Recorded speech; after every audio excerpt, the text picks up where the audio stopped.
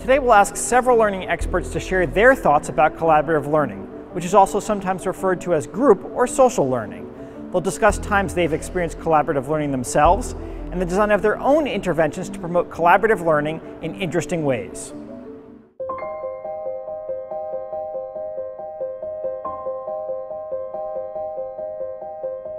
I'm not a cognitive scientist, so I'm not sure that I know everything there is to know about collaborative learning, but I think from simple observation, it's obvious that a vast amount of what we learn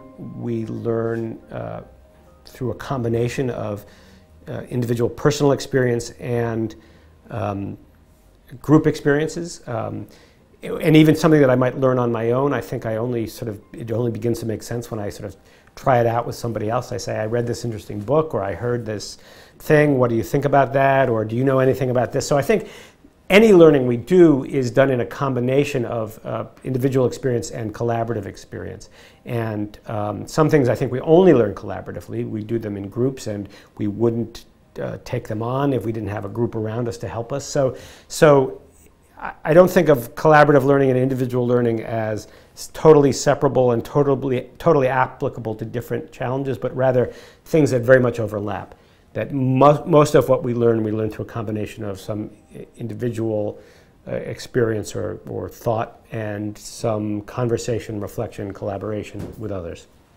I think groups and social learning are really important, as is also the individual component. So we want to think very carefully on how we organize learning situation where there is some sense of individual agency of contribution, but it always needs to be situated in a larger social context, and this is where the group come in. And the group can mean your peers in the classroom, your peers in the school, but it can also mean peers and others outside in the online community. I think all of these are groups, and they present audiences which can be receptive to what you have learned. While most learning in school is kind of done towards a test or to the teacher, which are important groups or benchmarks as well, I think we often learn in interaction with others, whether it's face-to-face or whether it's online, and this is where the group idea, however it's conceptualized as a small or even as a massive community like many children encounter nowadays in the online space. So I think there's a couple ways to think about it. I mean, one from a very just philosophical theory of truth kind of way. I mean, it's social in the sense that learning isn't typically recognized until it manifests itself in some form of behavior that is done in a setting, whether that be a test or a courtroom where you, display knowing something. So it always has to become manifested through an activity that is inherently done in the world, and then there are outside people who confer legitimacy on it. Most of the things I found most provocative and most helpful and most supportive of learning have been around group and social learning, but part of this because my view of learning is deeply rooted in sort of social constructivist theories of learning. And this notion that we learn from context, we learn from each other. I'm a big believer in situated learning.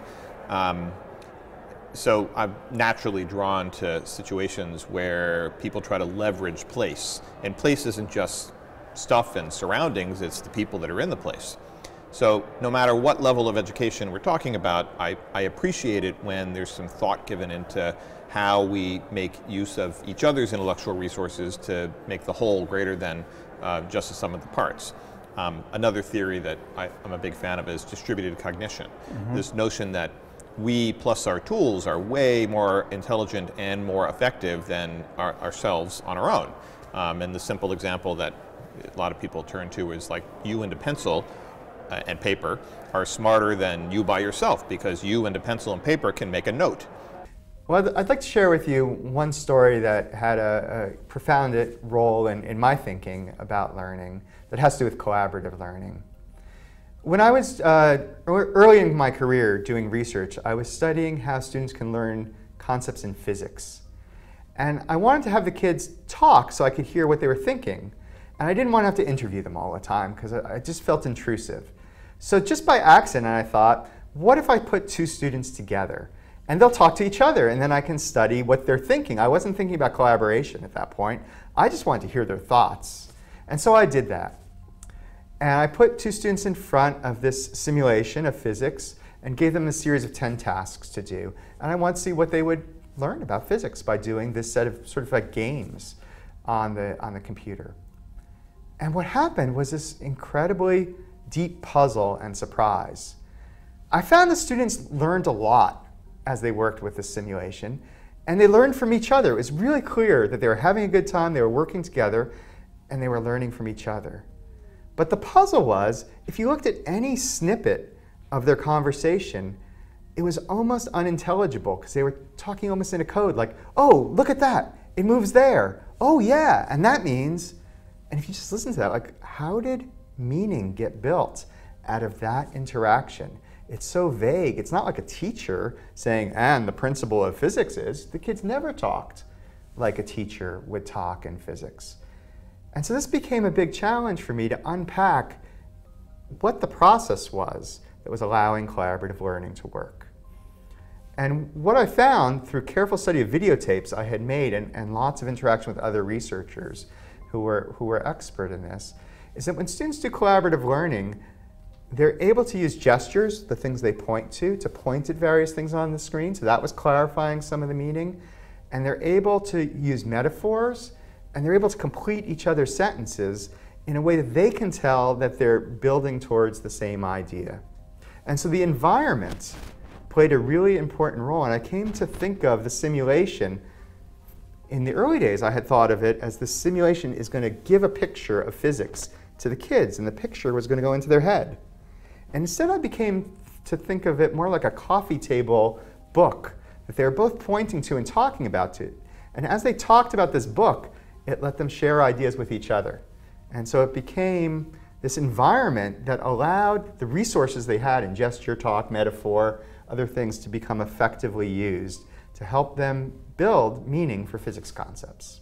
And then there's kind of the I don't know, maybe more of a third way that I think about when I think about how teachers typically think about it, if I put on my teacher hat, which is that a lot of knowing and knowledge happens through kind of social interaction and reflection. And that is where you have, the canonical example would be 2 kids building, let's say they're building an astronomy model of like the Earth, Moon, Sun, and they're trying to show why there's, how eclipses work, and then they build the Earth, Moon, and the Sun, and then they realize there should be an eclipse every month, you know, and then why doesn't that happen? And then they start arguing, and then they start doing things, and that's a very core kind of social thing, and you can think about it many ways. You know, one, maybe a kid all on their own would just set it up and they wouldn't ask other questions or be challenged. You know, there's a lot of different ways to think about it. And in terms of my work in social learning, a lot of what I've been interested in doing is trying to orchestrate those things kind of in that third bucket. So can we create situations where kids,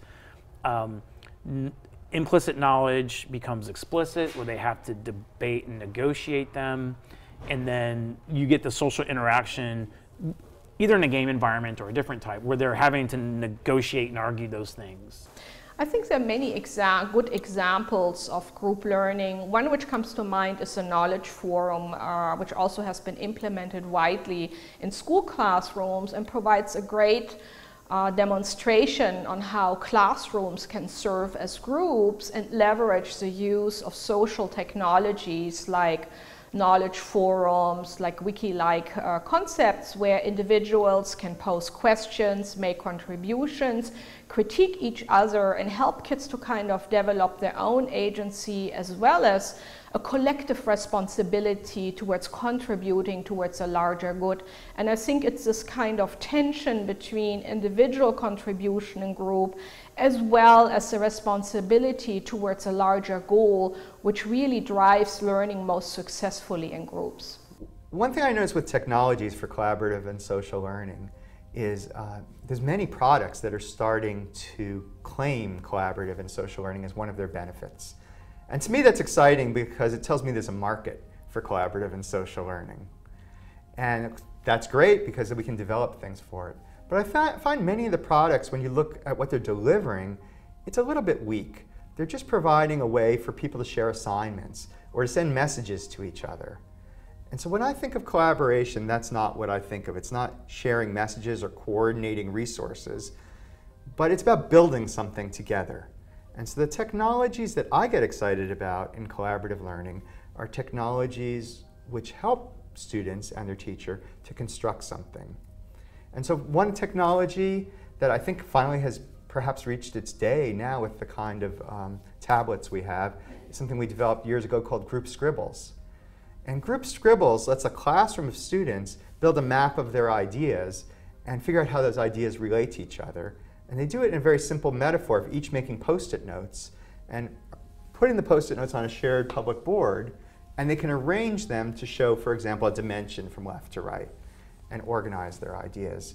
And so to me, that's collaborative knowledge building, not just coordinating a resource. The technologies that I'm excited about are the ones that allow kids to construct knowledge together. I mean, it's a great question, and it's something I think about a lot, because there are definitely times in the games we design that I just want a player to struggle with understanding what the game's asking of him or her, and that's really powerful. But it's so much more powerful when the game isn't doing so much to me, but you and I are trying to draw interpretations and build understandings of it. And in that sense, I think, a lot of times people think of the game as the teacher. Right. And I think about it much more as a boundary object that creates a context and a common context of which I'm getting feedback that can support a really interesting conversation where we're collectively interrogating what's happening there. And I feel like in many things, as soon as we move away from that we have this one world with a canonical truth and one way of seeing things and a hegemonic kind of perspective on everything, all of a sudden the world becomes contested. And then it's less about finding the truths and more about having experiences and understanding how I want to interpret that and the work that it's doing with me and with someone I'm interpreting with. So I think that when, even before games became multiplayer, my best memories are all like, sharing back and forth the controller. Right. I certainly think collaborative learning doesn't require technology. We know kids building something together, playing a board game together, that there's plenty of collaborative learning going on. But I think if we're doing digital games or technology-based games, it's worth thinking about what particular affordances of that technology might assist with collaborative learning.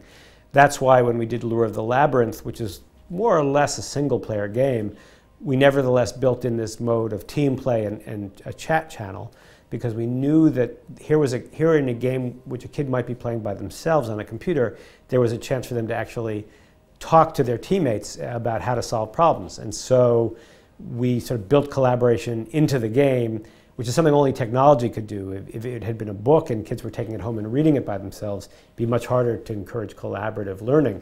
But in an online game, you can sort of build that into it. Obviously, games can be designed to be multiplayer. And once a game is designed to be multiplayer, then by definition there's going to be greater collaboration going on. I think newer technologies like mobile devices, tablets and phones, you can create turn-based games where the assumption is that players will pass the device from one to another. Or games that connect on Wi-Fi, and so two players are playing together in the same room. And it's easy to come up, I should say it's easy, no design is easy, but one can imagine designing games in which part of the game was the conversation that's got to happen off the tablet, off the device, in order to solve the game. So I think the technology sort of create environments in which we can design for collaboration. So let me use two different examples to sort of compare in-game sort of vehicles for learning inside the game of a collaborative social game, and then sort of social interaction and learning outside the game. So an example of kind of in-game social interactivity would be something like apprenticeship as a vehicle for players teaching other players how to actually pull off very sophisticated performances within the game. So we've done analyses of various games and dyads who spontaneously, one peer to another, will sort of be engaged in some form of joint play, realize there's a deficit of understanding or a procedural kind of knowledge of skill, and they'll take a time out and actually do some apprenticeship on that particular activity, and then reconvene back to what they were doing originally. So that's an example of in-game, sort of vehicles for learning. Okay. An example of some kind of out-of-game, or what we would call sort of paradata or paratext, just meaning sort of outside and adjacent kinds of activities surrounding any successful game title. An example of sort of out-of-game learning that's social interaction would be forum data. So we've done some studies on in one case, taking a random sample from World of Warcraft forums and looking at what are the kinds of scientific reasoning happening there. So I think we pulled about 2,000 forum posts randomly, so it was a random sample, meaning it was representative. And then we coded it based on a coding scheme to look at sort of argumentation and scientific practices around discourse. So do you use evidence to support your theory? Do you counter-argue in a way where you're reanalyzing someone's data or leveraging their evidence to argue for a different position? So there's one. We coded, secondly, model-based reasoning. So are they thinking about problems as systems with components within it, with feedback among components? And in that sort of coding set, we also included, are they even mathematizing the relationship between components? And then a third aspect we looked at was actually around their views toward knowledge, so epistemological views. Now, that sounds a bit strange to look at when you're looking at sort of reasoning practices in a forum community, right? But the reason we included it was that in certain environments, it's very easy to mistake. If you don't include sort of disposition toward knowledge or toward the actual activity in your analysis, it's very easy sometimes to mistake a level of kind of reverse engineering for scientific reasoning. But we looked at the representative sample of forum exchanges, and what we found was that, you know, a shocking kind of 86% of forum data was focused on social construction of knowledge, focused on solving problems with no known solution held in the community, and actually working towards solutions jointly. So I would probably argue that you can either design for those social interactions and leverage them in your design, or you can fail to leverage that and end up missing what could be one of the hidden variables for having the bigger impact. So you see this especially around games for learning in formal environments, where there's an approach to games for learning that says, let me build something like a cognitive tutor that might replace a teacher, and that's one sort of design strategy to take. Versus, say, let me design a tablet-type experience of a game that two people play that might actually leverage their conversation as part of the vehicle for which people learn. Because I focus a lot on language development and literacy and more sort of critical thinking, cognitive strategies, I find that two people working in interaction is actually a far more powerful form of a vehicle for learning than a technology alone. So let me give you an example. I'll use an example that that has a lot of traction in the last couple years. So there's some real concern nationally over differences of young children going into school. Mm-hmm. So you have children with fewer resources in the home going into school with what is a noted kind of vocabulary difference when it comes to academic language. So in a way, you might think that, in other words, middle and upper middle class kids are coming to school better prepared than for an academic environment, better prepared for that environment than children who have lesser means at home. Needless to say, it's a huge equity issue, one that concerns a lot of people, and so designers are trying to figure out, well, what can I do that would be for young children on a tablet, on a phone, etc., that might raise the vocabulary level of children with fewer means. So a typical common strategy, or the first pass of what most designers will go for, is thinking, okay, well, let me create an app on a phone that has like a game-like mechanic that somehow teaches children language. Well, it turns out that children learn language through very complex means that includes lots of very subtle gestures between a care provider and a child of how a young learner comes to understand the meaning of a word and its appropriate use. And that it's very difficult to get a robot, even a very complex robot, to teach a child how... Or a cat. Thank you. It's very popular now. Right? It's really hard to do. It's really hard to get a technology that could teach a child language in that direct one-on-one way. Even if you could, it's hard to imagine getting that level of sophistication on something like a phone or a tablet device, right? That's a very small window. So you have, so it's a hard design problem. Now, if you take a sociocultural approach, a different way to think about that would be to think, okay, so games are really structured. Games are a way to structure interaction between people and between people and objects. So why not instead think about the technology being a scaffold not for a child learning language from the technology, but for a child learning language from the care provider. And what your job is not to teach the kid vocabulary, but to increase the probability that certain forms of language are used between a child and their mom or dad or care provider or teacher or babysitter or whatever the context may be.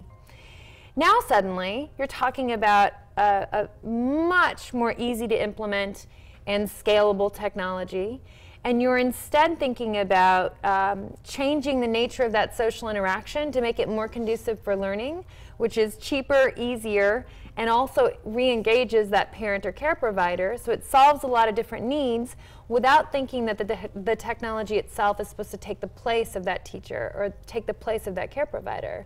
I would argue it's not only a more effective way to go, but it's actually also a cheaper and more scalable way. There are lots of opportunities in game design to design for collaborative learning. First of all, what kind of game do you design? If it's a multiplayer game, by definition, some collaboration ought to be going on. You can certainly create games in which players aren't just playing against each other, but actually need to work together to solve problems. You can create chat lines in a mobile game so players can talk to each other about the game while they're playing it. You can design games that are played turn-based at remote sites, and so players have to actually sort of communicate with each other turn by turn.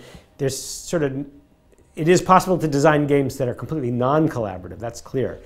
But it's just as easy, I think, to design games in which collaboration is just part of the game. It's nothing new. I mean, we've been doing that with board games forever, or card games. I mean, bridge is a good example. You can only play bridge with a teammate. You can't play solo bridge. And that's all about the rules of the game. So any game can have rules that require collaboration, if designed properly. Now that we've talked to several experts about promoting collaborative learning in some interesting ways, it's time to actually try it. I'd like you to find a partner who is also taking this course. You can use the forums to pair up and choose a topic for a mini research project. It could be anything from quantum mechanics to dipping candles. Ideally, something neither of you are very familiar with. Set up a time for a video chat and start by laying out 3 questions you're curious about and would like to answer. Then work together in whatever way makes sense to answer those questions and document your process in some way. Check the course platform for more details on this activity. Once you're satisfied with what you've learned, have a debriefing session where you reflect together on how the project went, where having a partner added value, and where it might have been frustrating. While you're doing this, keep in mind how this type of interaction might or might not translate to the design of an educational technology. Finally, share a summary of your debriefing session with the larger community using the forums. Becoming cognizant of what goes into a social learning experience and what learners get out of it will give you lots to draw on when it comes time for you to design those learning experiences yourself.